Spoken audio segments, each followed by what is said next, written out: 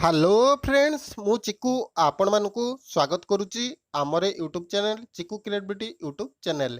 तो फ्रेंड्स बहुत सारा पिलांकर कमेंट आउची कि भाई प्लस टू एग्जाम आमर बातिल हम कि एग्जाम टी हम।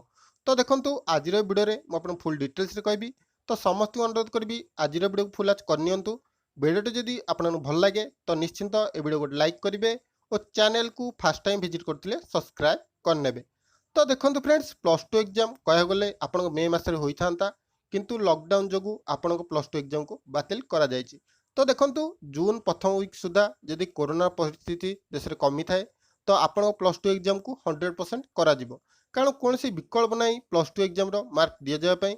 कारण टेन्थ जो मार्क दि जाता पूर्व टेस्ट परीक्षा होता माने एग्जाम होता से अनुसार प्लस माने टेन्थ पिला मार्क दि जाता किंतु कह गले प्लस टू पिलांकर एपर्यंत कौन भी एग्जाम होना तेणु सरकार बाध्य कि प्लस टू एग्जाम करने।